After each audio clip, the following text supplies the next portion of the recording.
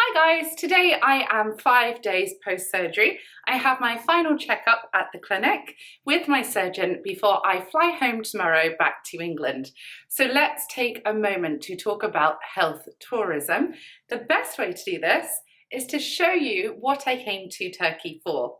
So this is the result of my 6 surgical procedures all in one place. So on this tray, this meze of body parts, we have wisdom teeth, labia, the vaginal passage, as well as moles that have been removed. I have also had teeth straightening started, as well as a stress incontinence TOT tape, but both of these things you can't see on this tray. So coming to Turkey for surgery is very well known in the beauty industry, aesthetics, and private plastic surgery.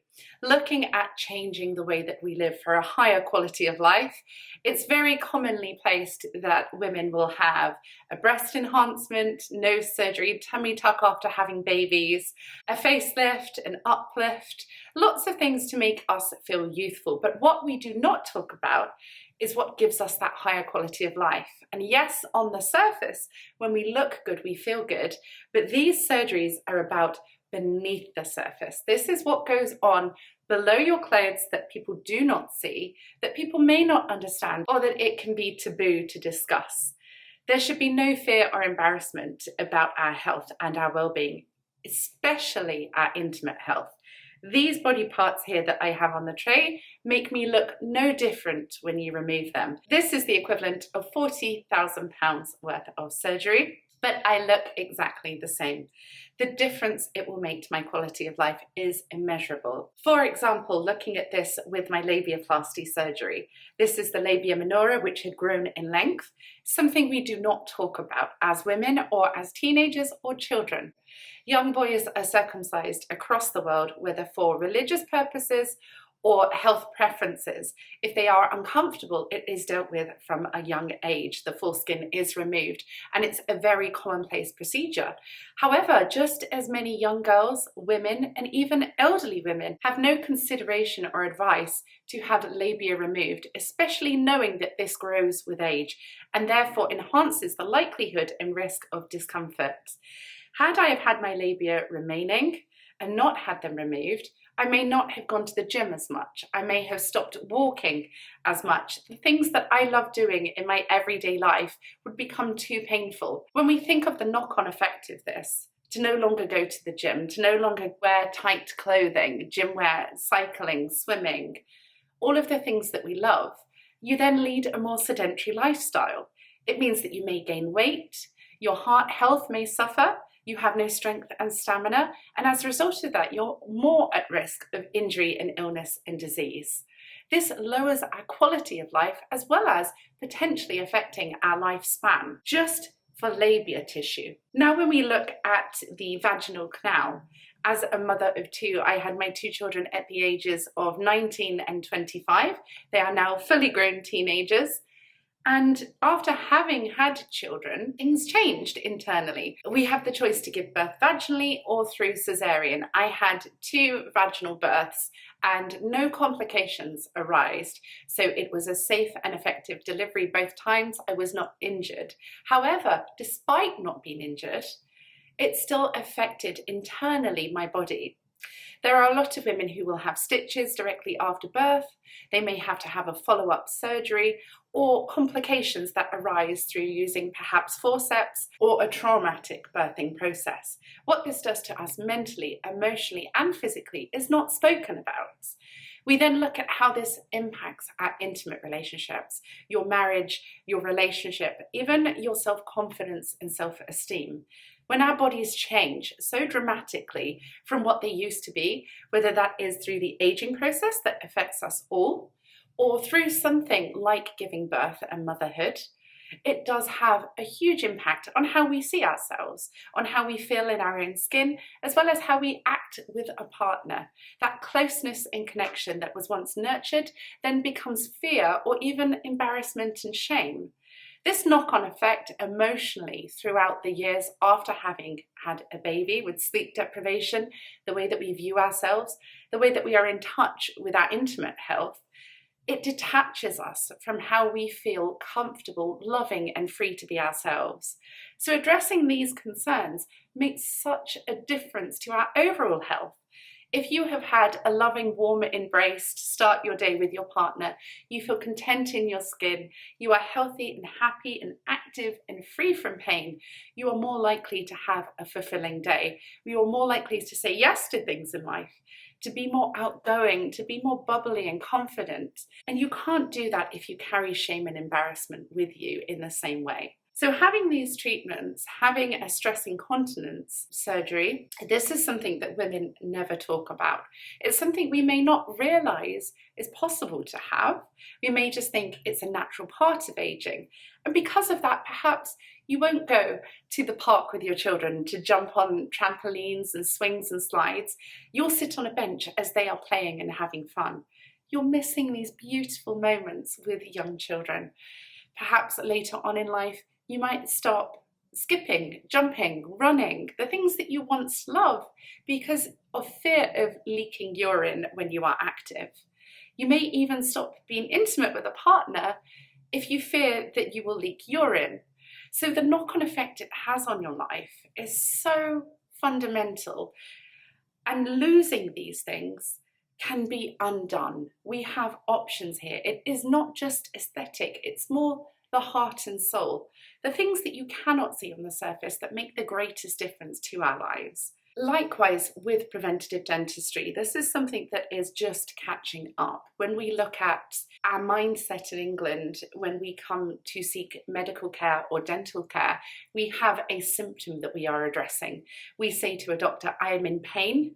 What can be done for this? 9 times out of 10, it is masking that pain with a medication or something that gives us another further side effect that we wouldn't have had we not have taken those tablets or medicines.